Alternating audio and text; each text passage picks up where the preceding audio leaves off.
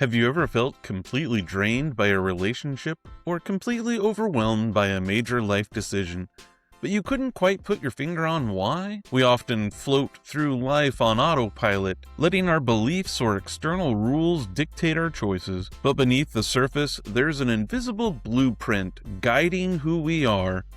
Our core personal values. I was thinking, look, when you build a house, the blueprint of the house is the values.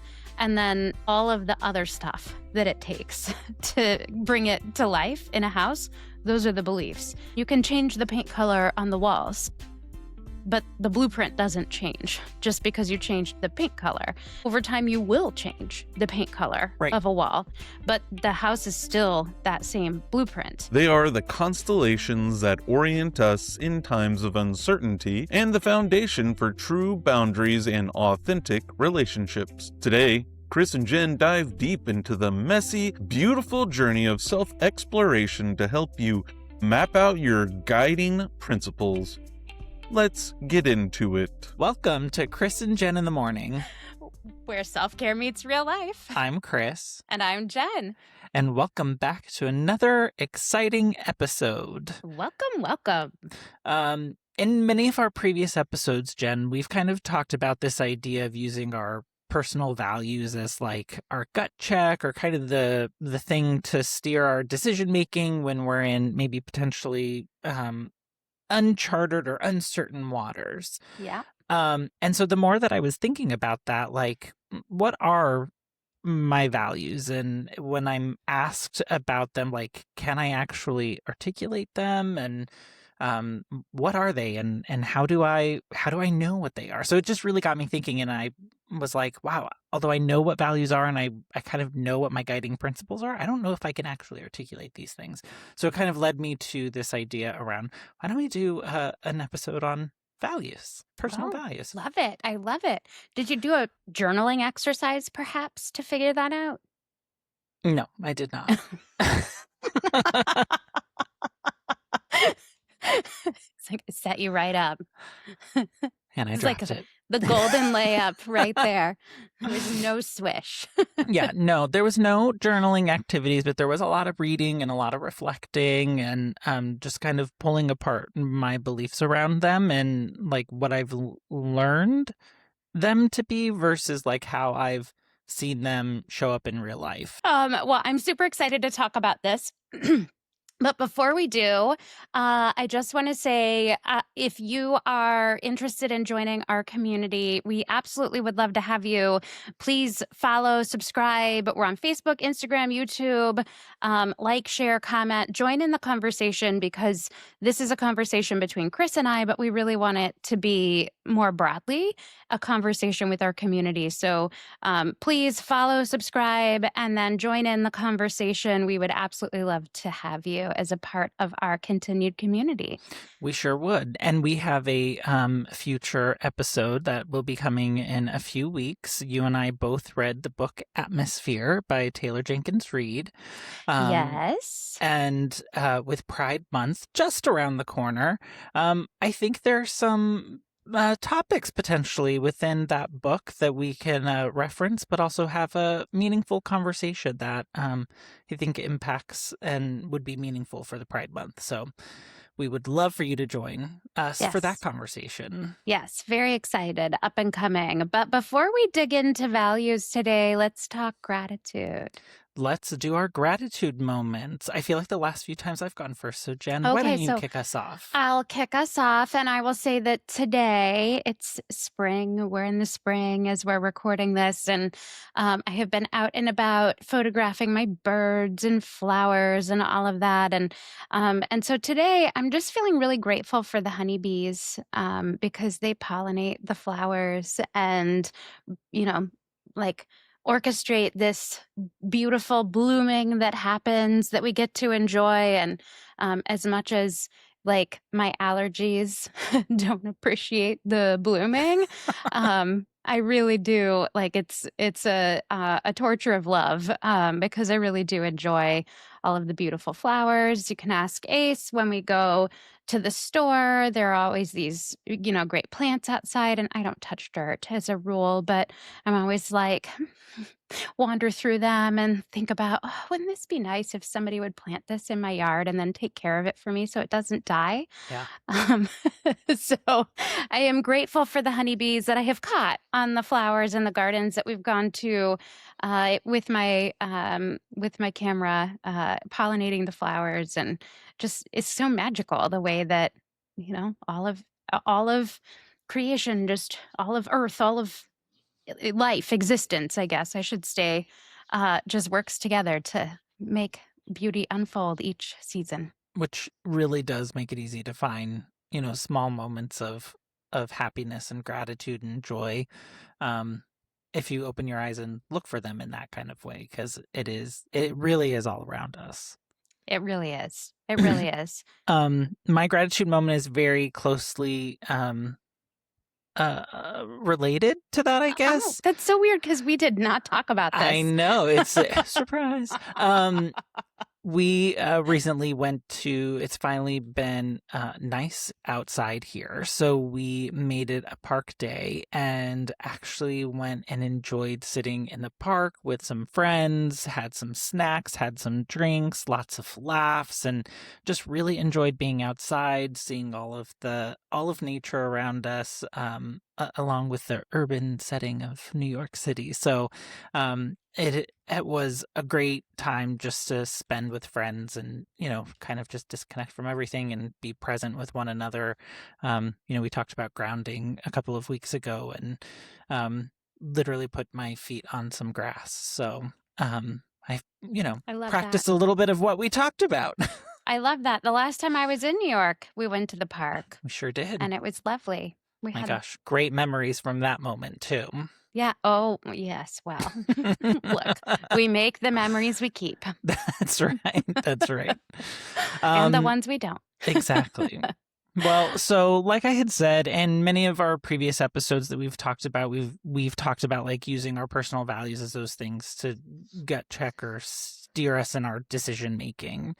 And I personally, and I don't know if many other people would agree with this, but I feel like people may walk around without the ability to perfectly articulate their list of values.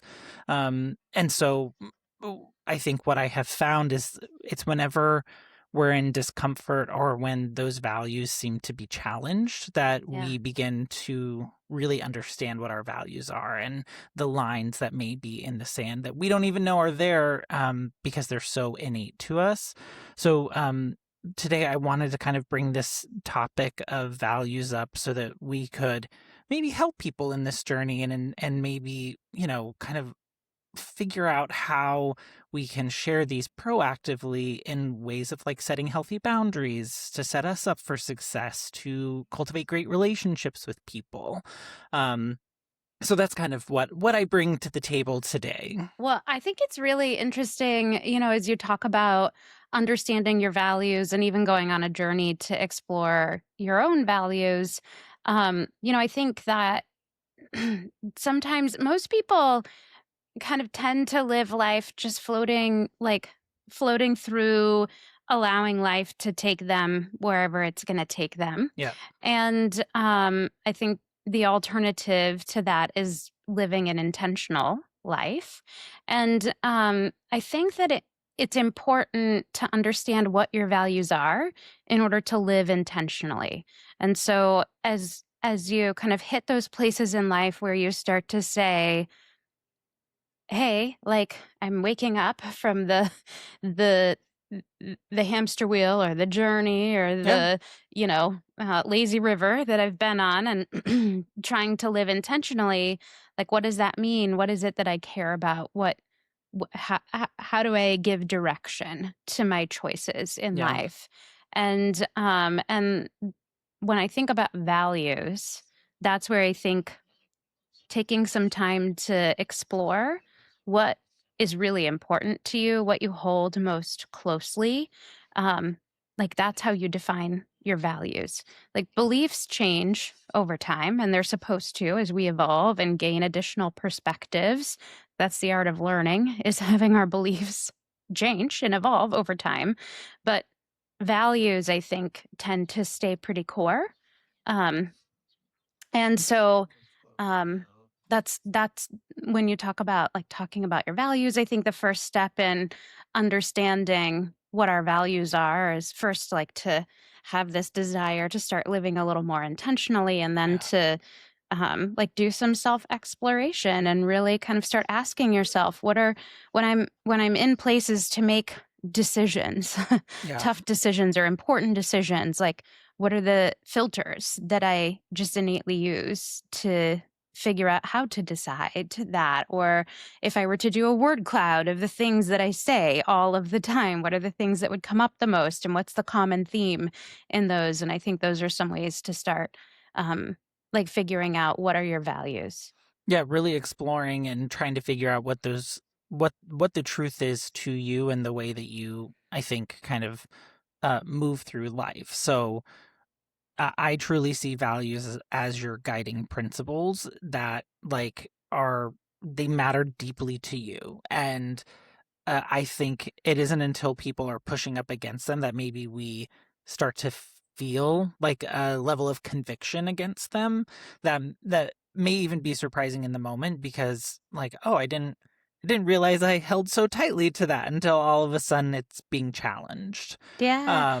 But I You do know, think there's a difference in like values, like what you said, beliefs. I think goals are another thing that people sometimes get conflated, because I don't know if that's because like this idea of values has been like watered down, or if it's well, just like, we use it a lot in corporate speak, right? yeah, And I think that oftentimes, from a company standpoint, values are something that um, we frame up and say, like, these are what we want to stand for, but they're not really what we stand for.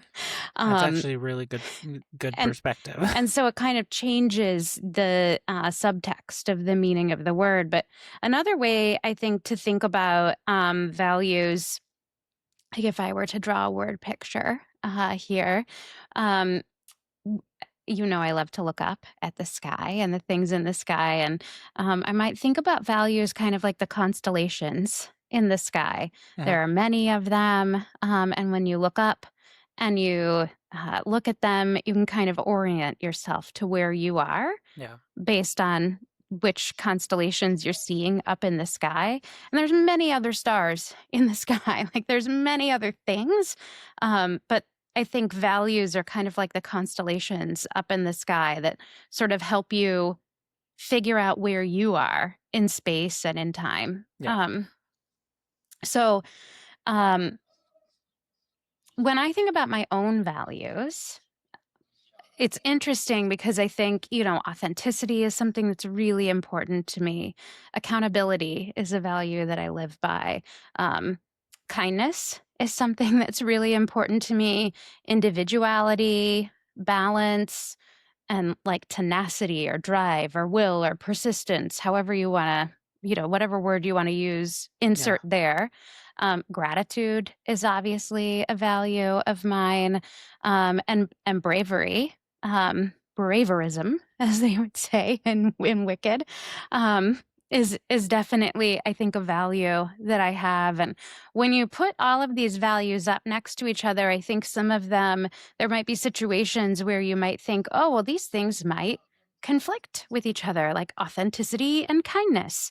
But I think that's how you start to really shape up the unique constellation of your values, is by saying, okay, both of these things are important. And so if you were to build a Venn diagram, where's the spot in the middle where they overlap?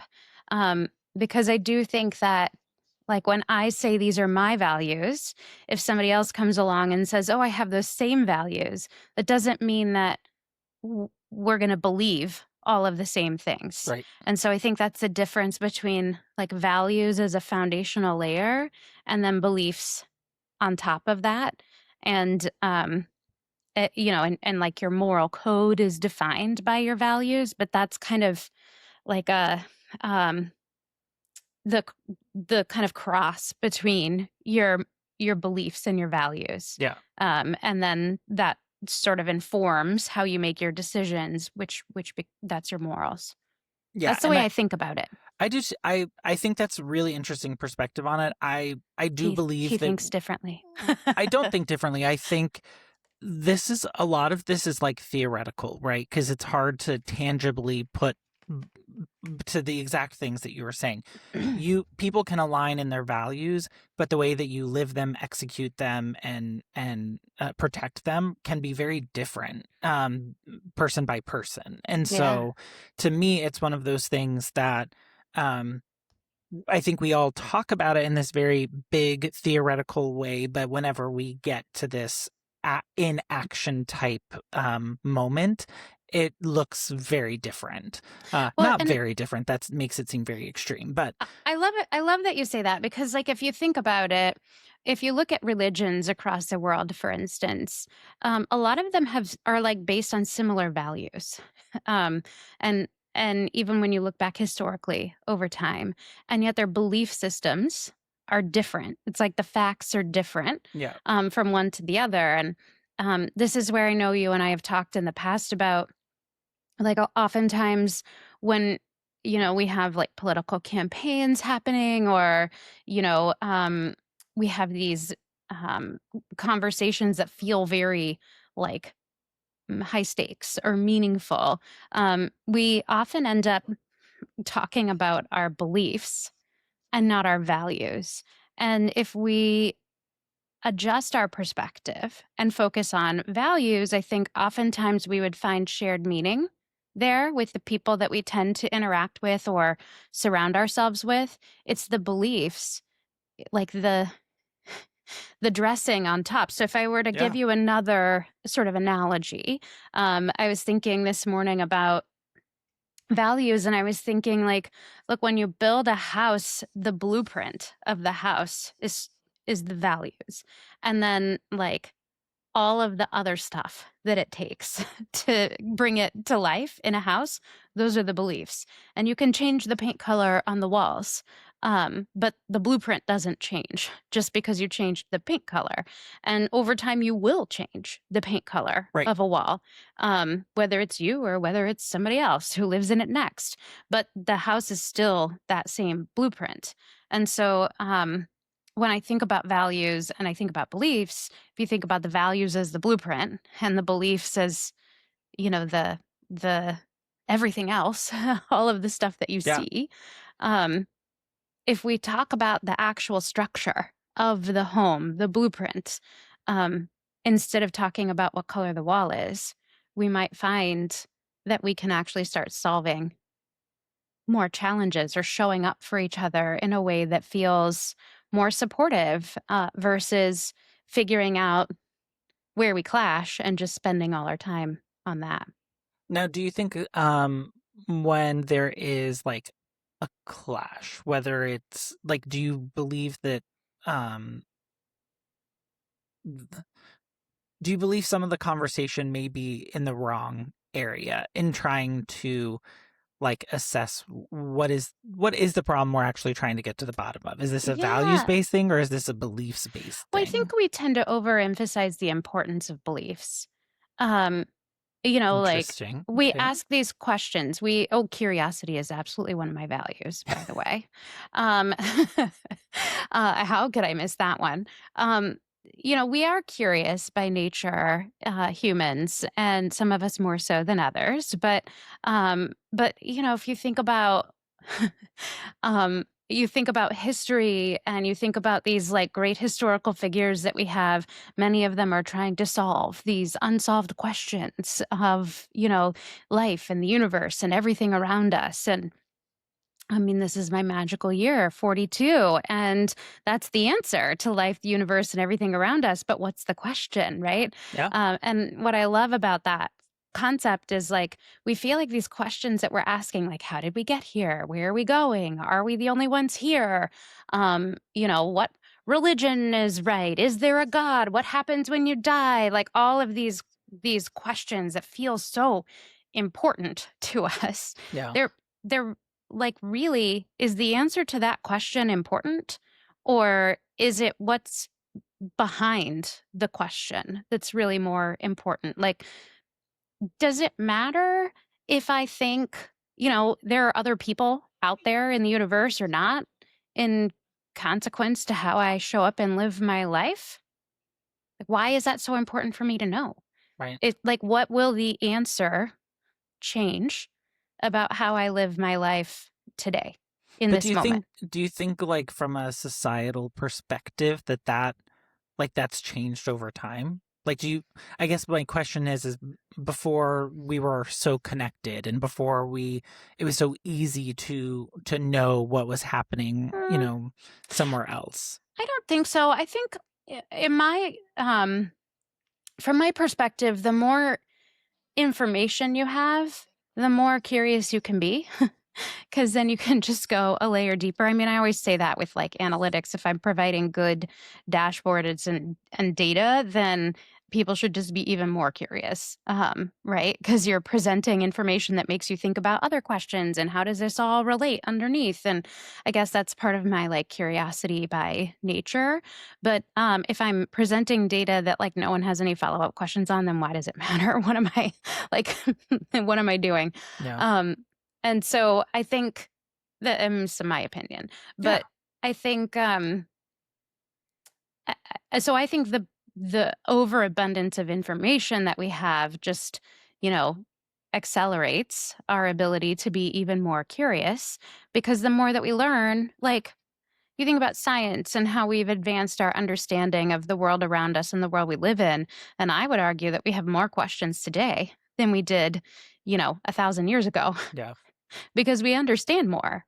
So then there are more questions to then go, oh, well, now there are even more things for me to think about and more things that I don't know. And I do think that's the art of wisdom is like becoming wise is just understanding more about what we don't know. Yeah. Versus like I used to think that becoming wise meant you had all the answers. And that's not it at all. Becoming wise is starting to understand the more that you don't know. Yeah. I'm beginning to see more of why whenever I was in school I remember learning about values and they put values, morals, and ethics all together. Mm, And as we're having this conversation, it's becoming more and more apparent to me why like you would teach these three things together, because I think closely related but not at all the same. So like our values being those self-chosen principles that really give us like meaning and purpose, and morals are typically those externally imposed rules by whatever society you're in, culture, religion, like you were talking about. So probably mm. this belief-ish perspective. I mean, maybe I don't know that I agree with the definition wherever it comes from that morals are externally imposed because I think um, like my moral code feels very purposeful and internally driven, but I would say that I absolutely think that values are like the core of what you hold, or like and morals are like the rules then that you live by. But I Right. just don't know. They're the primary, like they regulate the behavior. Yeah, I just don't know that I agree that they're always externally imposed. Like I think for me, I would internalize and say like, what are the rules that I guide my own behavior by? What are the rules I create that I guide my behavior by based on my values? Okay. So then what do you ethics in the words and wisdom of Eh. Jen? I think a lot about my ethics class in college and my ethics professor, and I cannot remember his name, which is such a disservice because he was so great. He was one of my 7 to 10 o'clock classes. And often we would get caught up talking after class, and I would be late picking up my kid, and everybody would be like, "Were you out partying?" And it's like, "No, I'm just talking to my ethics professor," but like not in a weird way. Right. Just in a like, we get in these like debates about life sort of way, which I think is so typical of like what an ethics professor would be in the middle of. But, I think one of the things that I learned, and like really started to understand in taking his class is that like ethics is the gray area that lays between right and wrong. Because I believed in a world that was very black and white. As I was in a space of going in and taking that class, and that's kind of the world that I was brought up in, was like, if you're not for it, you're against it. And like it's very black and white and there is no nuance. And so going through this ethics class, it was all about like, sometimes there is no right or wrong decision. There is no good or bad decision. It is weighing the pros and cons on both sides and figuring out like which is the least risky outcome, which is the least difficult outcome. And like if I take that to an example, um, I value life and the sanctity of life, like the value that life has, any life, and that life doesn't. You don't have to be a person that I agree with or like for me to believe that I should be protecting your life, but sometimes there are people that are out there to hurt others and take their life away. And Yeah. so, what do you do in those scenarios? And then your choices to protect your values in one area start to encroach upon protecting your values in another area. And so we spent a lot of time that semester talking through those kinds of scenarios that were really actually quite hard to grapple with. And he took us, outside the context of the business realm, Yeah. to be thinking about that just from a life in general perspective. And so when I think about ethics, what I think about is more like a prioritization system for figuring out when your values are in conflict based on your choices. How do you make a choice that feels the truest to you? Yeah. And when I think of ethics, my aunt was a doctor. And so I always go back to this idea around medical ethics and Mm. what is the first is to do no harm. It's And like the code we live by. exactly. And so it's like, it's that place that you do go back to when there is a conflict. And Yeah. it does help. It's like a reminder or an anchor. I don't know what you want to call it, but I The loved how you said it was. prioritization Yeah. system. Yeah. Of how do you figure out how to make the rightest decision when the decisions that you have to make, maybe both no decision feels right. Right. I don't love any of these. But not making a decision is also a decision, and that may Correct. not feel right either. And so, when you're in that position, because life is, tangible and real, it's not theory. How do you apply the theory when it gets messy? Right. And again, I think that's where this to me gets a little like theoretical, because until you have something bumping up against that, like it may be an unknown thing to you. Yeah. And so when I was thinking more around this, I was finding that a lot of stuff shows that like values help shape our boundaries, our sense of belonging. It can help us manage burnout and how we actually can show up in relationships. Mm. And it's interesting because we talk about all of these things, but I hadn't thought about like how much it actually goes in. And I love the analogy of the house, because you may not realize all of the things that are within your house if you take down the walls and see what all is back there. Yet it is an infrastructure that supports and helps protect you. And so often how we protect our values is in boundaries. So like if you value peace, you may limit the amount of chaotic relationships that you have. So I remember I used to hang out with someone who was just I would always walk away from my interactions with them feeling totally drained. And it was it wasn't until years later and seeing like what they had done with their life that I was like, oh yeah, we probably do. weren't really meant to be friends. We like share Like, values. right, exactly. And it was because it was at odds, but it felt like we were in the same friend group, and it Yeah. felt weird that, why wouldn't we get along? There was no like conflict between us. It just was after being with them, always felt so drained.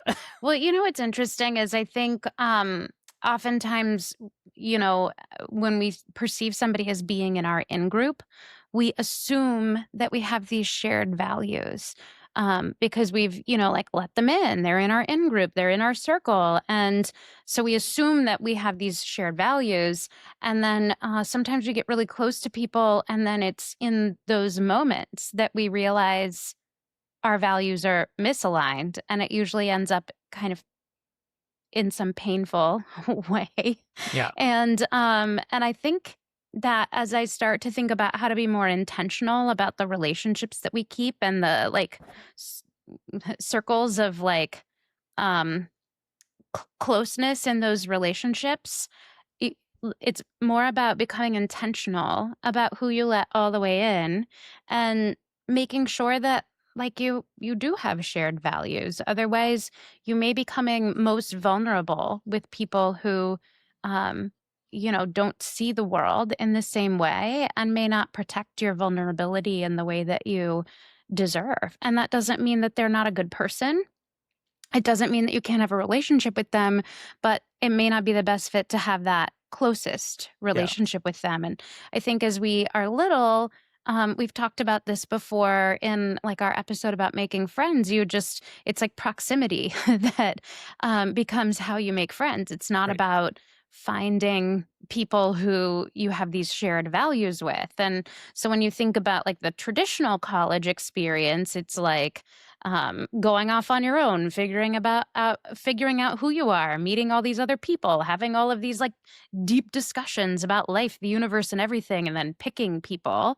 But I think many people don't get that Yeah. experience, and you sort of don't learn to be thoughtful about who you choose to build these close relationships with, and so then you start to feel like you're in conflict, um, and like you said, you end up feeling like drained at the end because you've let somebody in so close who you know you don't share values, and that's okay. It's not wrong. Right. It's not as supportive. And so, I think sometimes also I feel like I make decisions, or we all make decisions that are in conflict with our core values. Just because it's what you value doesn't mean it's always how you show up. Right. And so I was thinking a little bit about like what's going on in the brain when that happens. Like, why would I, even when I intentionally understand what my values are, why would I sometimes show up in a way that's in conflict with my values? And, what I was reading is, and it makes sense, we are most often likely to act in ways that are in conflict with our values when we're under stress, because that autopilot of the amygdala and the limbic system that moves in to like put you in this like fight or flight situation is it like overrides the parts of the brain that help you make decisions based on that higher level of thinking. And so it prioritizes your this part of your brain prioritizes what it thinks it needs to do to protect you versus how you intentionally want to live your life based Right. on your values. So Which if is a you long-term evaluation. Yeah. So if you think about like you're you're in an argument and you kind of lash out at somebody, and maybe you kick them while they're down, and that's like in conflict with your core values. Then you might think like, okay, why was I in that moment triggered in this place where I felt like I needed to lash out and protect myself? What else is going on? Yeah. Oftentimes it's probably not about that scenario at all. Maybe you just felt like safe with that person, let your guard down, and but you're walking around having things that you haven't dealt with. But I do just I bring that up because I want to clarify that as you're thinking about what your values are, it's not always how you behave that you have to look at to decide what your values are. It's then after you take action, like, do you feel like you're in conflict? Do you feel bad about it? Yeah. Because I often assume that other people will feel bad about them acting in ways that are in conflict with my values. But then I have to remember, like, my values aren't necessarily their values. Right. So when I'm sitting here trying to contemplate, like, why would they do that? It's because it's in conflict with my value system, but that might be different than Yeah, theirs. some of the things that I actually found talked a lot about, like, number one, whenever you like look up values, the majority of stuff is always like business related. So It's true. I'm like, I don't like, I'm not thinking about this from a business perspective. I'm thinking of this from like a personal perspective. And a lot of the things that I found actually said exactly that. You actually find some of your values and some of the meaning after you've shown up or has said something or even just like witnessed something and maybe you took no action, but it's in that reflection that you're like, ugh, why was that tough? Why is it still sitting heavy with me? Why am I here? That we begin to truly suss out what was triggered in us or what potentially we wish we would have done, or how we wish we would have shown up. Um, Yeah. that we don't really get to that space until we're more in that reflective area. And I will say, I think for me, one of the values that I have come to understand that I hold dearly to me is authenticity. And I think it comes to this idea around belonging Yeah. because for so long I hid who I was and I tried to um be who I thought everyone wanted me to be or what society thought I should be. And Yeah. in kind of breaking through that and pulling all of that off of me and stepping into who I am, I've come to learn, like, not only do I want to be my authentic self, I want others to be able to show up in that way with me as well. Yeah. And so anytime that I see that type of stuff happening, it does feel um a little like my insecurities are being pinged.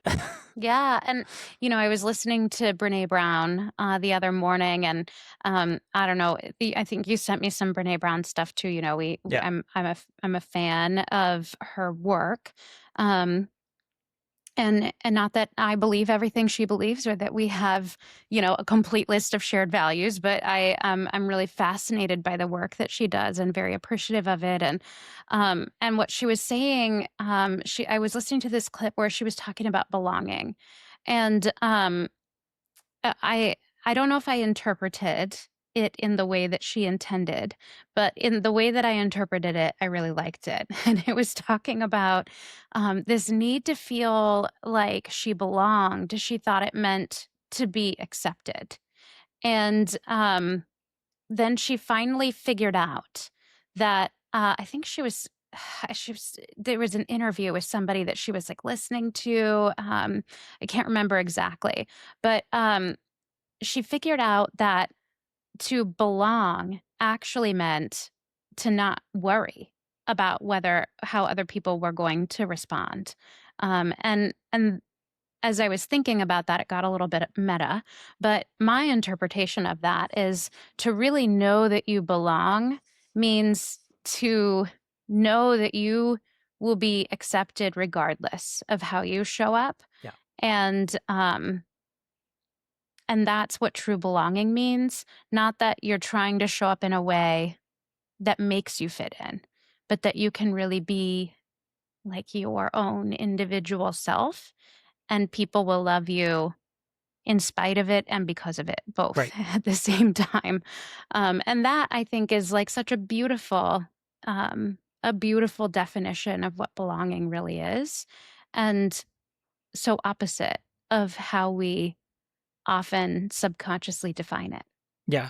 I also think that as we grow up and going back to the conversation around like proximity and friend groups and things like that, I think your understanding of the world and the way you move through it changes as you get older. And so this sense of fitting in and belonging truly does start to feel very different. Yeah. Because at some points you do just want to like fit in, and you don't want to be the person who's the tallest in the room. You don't want to be the person who's the flashiest or whatever. You just want to like exist and get through. And personally, that's how I felt a lot in high school. I just wanted to get through it. And I guess part of what I wonder and what I need to go down the journey of exploring is like the difference between belonging and acceptance. Because I think what she was trying to say, if I were to like summarize, is that belonging is not about fitting in, it's about being accepted. As you are, like you Yeah. don't have to like twist and move yourself into Right. something else. It's just about being accepted as you are. Correct. And so what is the difference between belonging and acceptance then? And is it really acceptance that is valued versus belonging? But it's really it's a very interesting thing to think about. And as somebody who has, one of my core values is individuality, and being able to be exactly as you are and being true to that and true to yourself with authenticity, that's something that I that I like to sit and kind of think about. Yeah.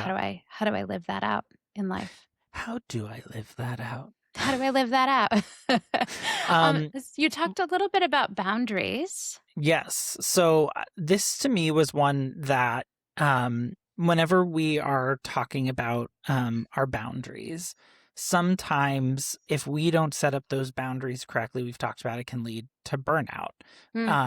And those can be signals that we're actually repeatedly living against our values. Like the burnout is ultimately this thing that when we look back on, why am I feeling burnt out?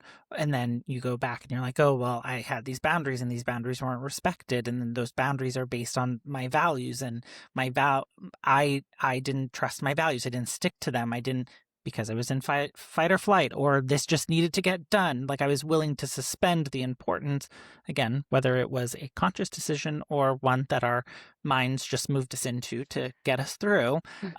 You begin to start to see like the interconnectivity of these things, and how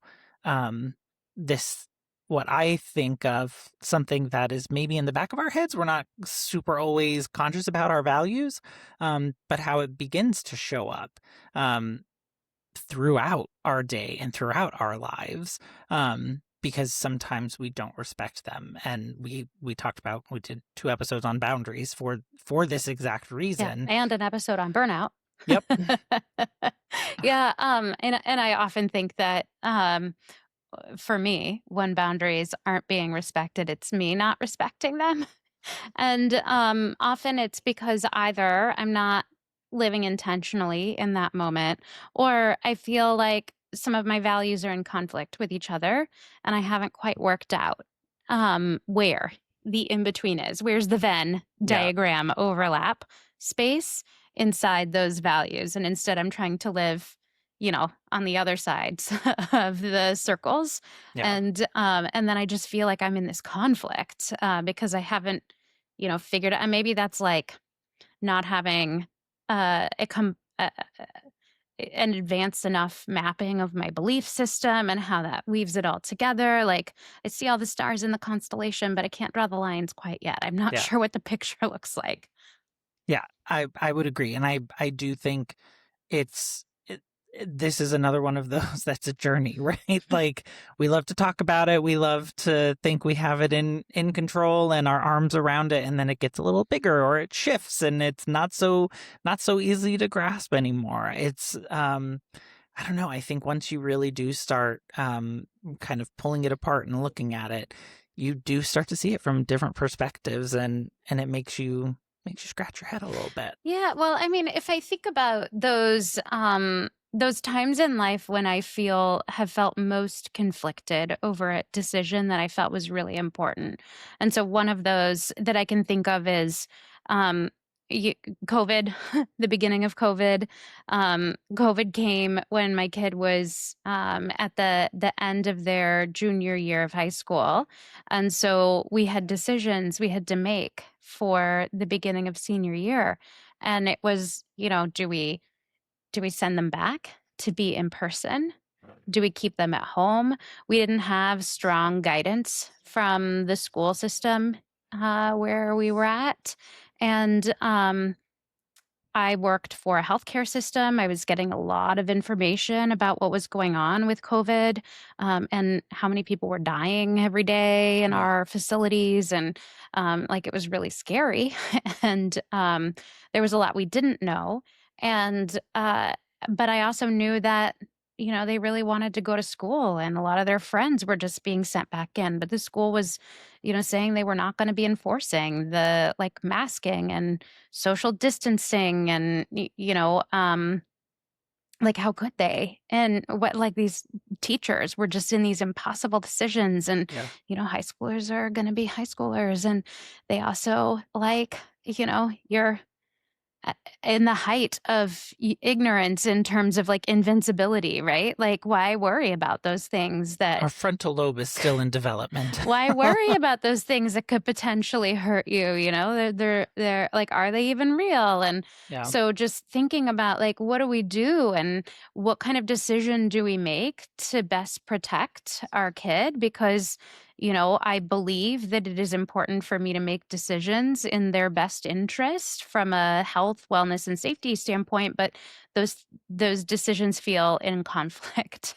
And so if I think about that, like, these are the moments where I feel like we're showing up going, I'm really conflicted, and I don't know what the best way forward is, because I feel like both of these decisions are in conflict here. Yeah. Like, keeping them at home and not giving them that mental health support, that social support is hard. Sending them and not caring for their physical health is hard. Like, but the physical and the mental health all go together. And I don't think we were alone in that. I think many parents were in the very I'm same sure. spot. And so I remember the advice that I was given was, you need to make the decision that is the best decision you can at the time, based on the information you have in the moment. And then you just need to trust that in that moment, at that time, you have made the best decision that you can with the information that you have. And as new information comes out, you can adjust your decision as you go along. Yeah. But then I also think there's this like retroactive being kind to yourself, because as you learn more information, you can sit here and second guess the decisions that you would have made. But like, you didn't have the information Right. at the time, right? So, I guess our conversation is just reminding me of that scenario and feeling really conflicted, and like, what's the best thing to do? And sometimes you just have to make the best decision you can at the time that you have to, with the information that you have, and then do your best to inform yourself going forward. I mean, I think you're right. You guys were not the only ones that were in that situation. And I think that's, like, from a schooling perspective, from a career perspective, I really think that it's a perfect example of like the world going through something that we hadn't been through in 100 years or something. Like, people had to figure things out for the first time and make decisions that we didn't have all of the answers to.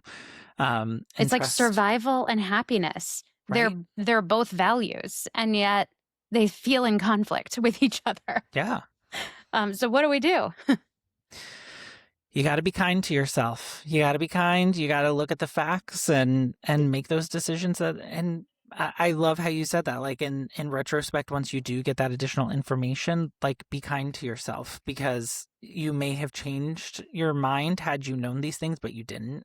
You didn't, and maybe you had an inkling about it, but it wasn't a fact at that point. Yeah, if you're not seeking it out or trying to educate yourself, that's something you can hold yourself accountable for. But if you're doing your best, that you are capable of in the moment, in those big decision times, then you're going to have to let yourself off the hook Yeah.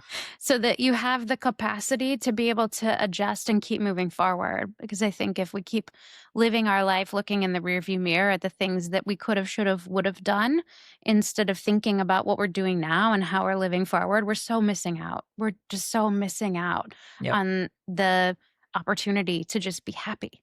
Yeah, I love that. Live forward, don't live in regrets. Yeah. I mean, easier said than done. Oh, but 1000%.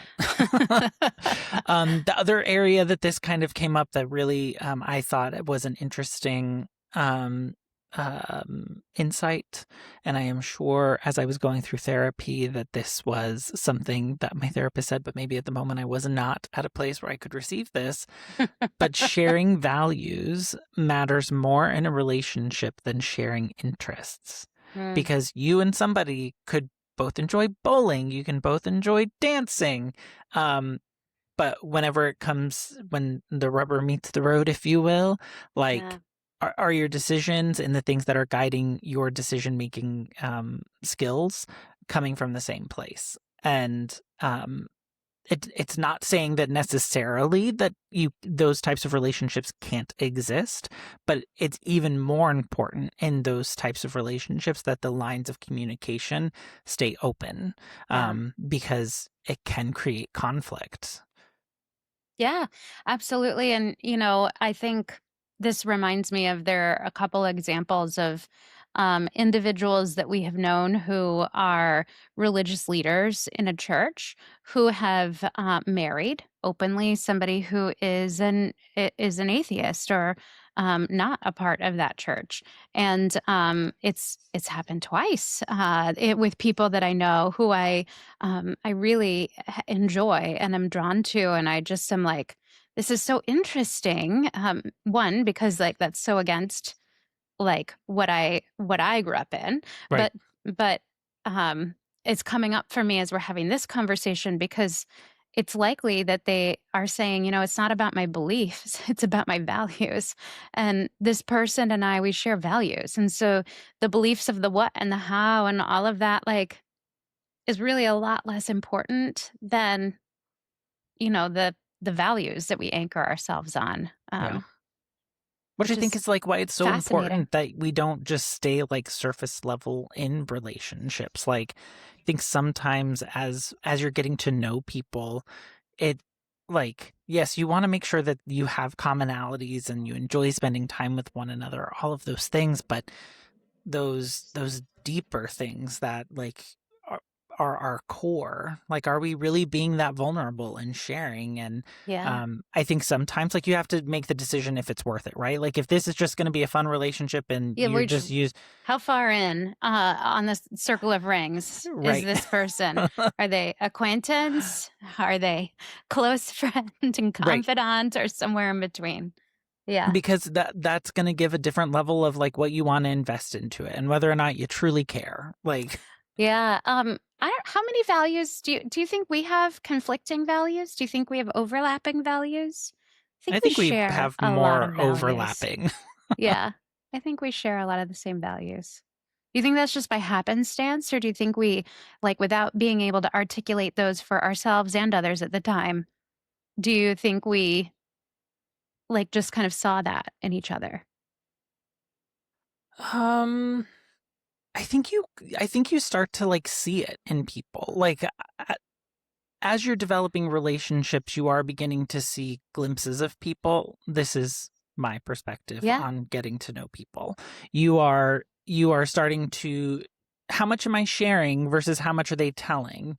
If I give them something that is private or secret, are they honoring that and not passing it along? Am I hearing them talk about other people, whether they're in our friend group or not? Like, I think you start to see and suss out these things of the people that you hang out with or that you're surrounded with in life. And it maybe isn't something we are actively seeking out, but we are definitely noticing things. Like subconsciously, you're sort of monitoring, like filtering for that. Yeah, exactly.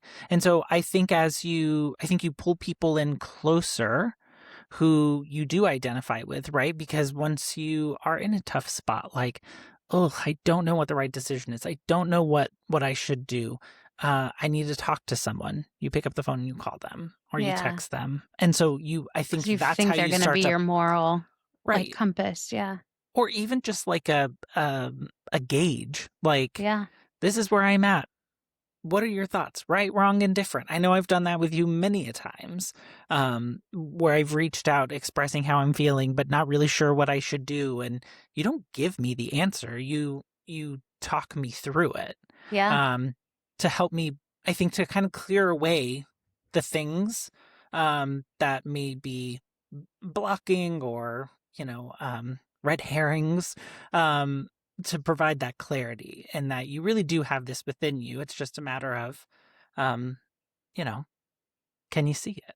Can you see? Well, that is the art of, telling someone an answer by asking them the question. 42. 42. Also, the number of gallons of oil in a barrel. Very important fact to 42. know these days. 42. Yeah, so I just thought that it was interesting because I remember when I first started dating, it was very much so like the Wild West. Like I didn't know what I was doing. I do feel like a lot of stuff was very surface level, and like I said, I'm pretty sure my therapist said something about this once or twice, but I didn't want to hear it. It's so interesting. We haven't had that conversation, so it's very I haven't heard that from him. So it's very interesting. We haven't gotten to that part. I haven't gotten to that part in our journey yet. But also, like, you're married. Like, well, true, but like just from a okay. I mean, from like a relationships, like a romantic relationship standpoint, right. But from a friendship standpoint, it's really interesting because if I think back over my extended lifespan, as you would call it. Just a few years more than I. Just you wait. Just you wait. I'm gonna throw the biggest, most obscene party for you. Everyone is gonna know how old you are. Everyone's gonna know. Don't put it past me. In all of my years, which are just a couple more than yours, I can think back over like, friendships that just like were tumultuous or didn't end, well. I mean, certainly I've had a lot that I still have or that have kind of faded just because of time and, where we are in life and those things, but that you still treasure and hold dear. But there certainly are some over life that like kind of ended with a lot of noise. And I don't want to say end with a bang because that sounds like I'm inferring That's something. not the right noise. It's not not the movie Chicago type situation. Just and as I think about it, it's like because you make friends with people just because like on the surface, you have something in common and proximity, and then like your values are really just in conflict. Yeah. Which is really interesting. So how do we better understand what our values are? Yeah, so as I started, like I said, I felt like I knew that I had values, but I wasn't really sure like if I could clearly articulate them. So I started doing a lot of like internal reflection. What's my understanding of values and what are I loved how you said it's not so much just the actions, but it's what's internal. What are the things that are like maybe ping you whenever you see or hear something, and really taking that time to understand it. You can journal. A lot of recommendation is to just kind of empty your mind on topics and things into a journal. Empty your mind. Empty your mind. Empty your mind into my mind has literally never been empty. Okay, well, this tactic maybe isn't the right one for you. It's not for me. But once you write it down, and then you can go back and reflect on it. And what are common things that you are hearing? Themes, beliefs, things that are showing up in ways that maybe isn't clearly articulated all in the same way. But whenever you boil it down, it's like, Oh, well, this goes to me being able to live authentically. This to Yeah. me is about being trustworthy. Yeah. This is about being kind to people. And you can kind of start to see what themes shake out of it. I actually like that. So similarly, this maybe tell you more about me than anything else. I don't know. But similarly, I was on this journey years ago to figure out, was in this like kind of place from a career move standpoint where I was trying to figure out what was I going to do next. And my question was, at that time, like, do I want to keep doing what I'm still doing today? Do I want to do something different? I've done a number of things, like kind of all in the same space, but like, where do I want to point that? And what do I want next? Because I had left a place that I thought I was going to retire at after that I had basically grown my whole career at after a big corporate change in ownership. And then I had gone somewhere else and I had said, "Oh my gosh, I thought this was gonna be great." And now, like, I don't know that I made the best choice for me. It was a good Yeah. short-term choice. I learned so much, but, I wasn't happy. And so I really was, like, thinking, "Well, I don't wanna do this again." Like, I didn't wanna make a move in the first place. I don't you starting a new job is like, wool. Like it's intense and stressful and like I just like stability. And so um how do I that's like bad as a recruiter to say starting a new job is wool. Sometimes just try to talk people into starting new jobs all the time. Just kidding. New jobs are wonderful.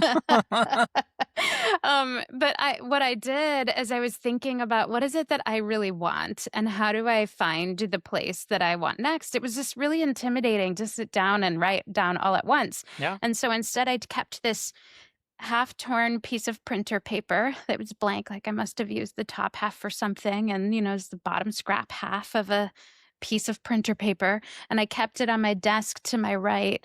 And as things would pop into my head about what was most important to me, I would just write it down. Yeah. And then I probably use another half torn piece of scrap printer paper to like reorganize that list Yeah. and kind of look back at it every once in a while and reorganize it. And I started really to refine like, yeah, this is the list. This is like what's most important to me. And then as I started like interviewing and looking for other jobs, like I could really well articulate what it was that I was looking for. And then Yep. I also could choose to opt out of jobs that were not for me. And that was not a position that I had really been in before with all of my one-time experience. But it really wasn't that's kind of an exaggeration, but it really wasn't a position that I had been in before. And so before I was always asking, like, do you think they'll like me? Do you think they'll like me? And I Yep. had a very good friend that said, Jen, that's the wrong question. The question is, do you like them? And I'm like, I don't even know how to begin to answer that question. So I'm just going to keep asking, do you think they'll like me? Do you think they'll like me? Um, and, um, and so this was my way of figuring out, like, do I think I'll like them? Right. And, it was still really hard for me to opt myself out because, I didn't want to close any doors.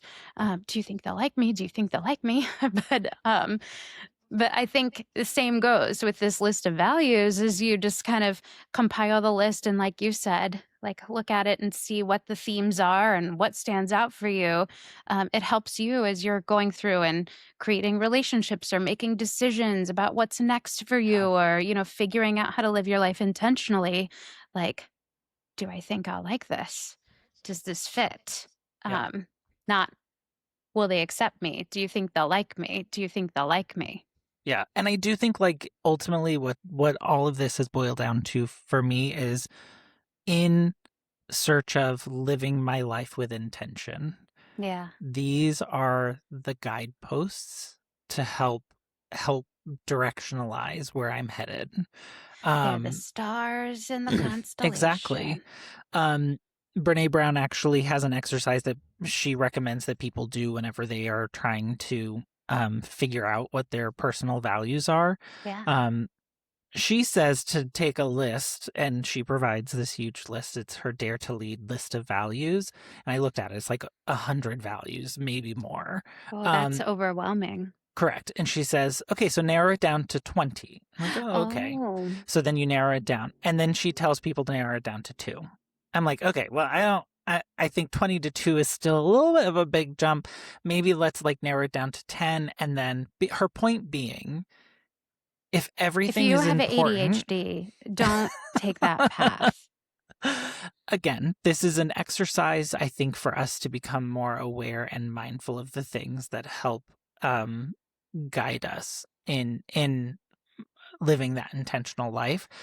And so the one thing that she said that I really, really liked is, as you begin to look at this list that you've curated, are there certain ones that are like the most important that another one could spin off from?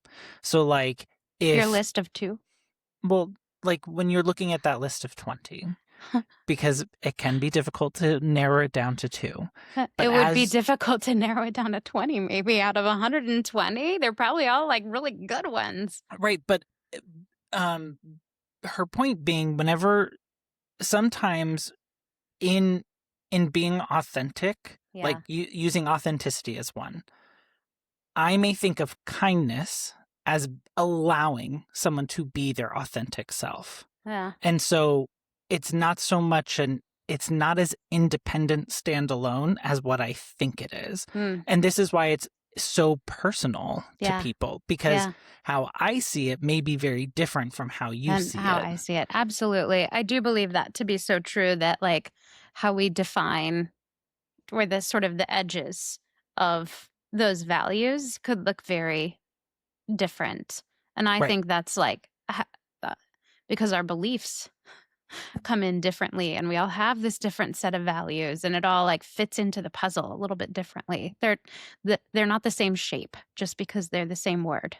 Right, exactly. And how it shows up, like sometimes it's the physical thing that we're doing, sometimes it's the personal internal thing that we're doing. Like it's different for everyone. And I truly believe that values are not just beliefs. I think they are the things that make us feel whole when we honor them, and potentially uncomfortable, stressed, drained when we aren't respecting them. And so when we do understand what our values are, we can better understand why and how we are showing up in certain ways. I love that you said that, because I do think one of the keys to living a happy life, or to finding more happiness, which is really what we are about. How do we chase happiness and grab more of it through life? It is really about living consistently with our values.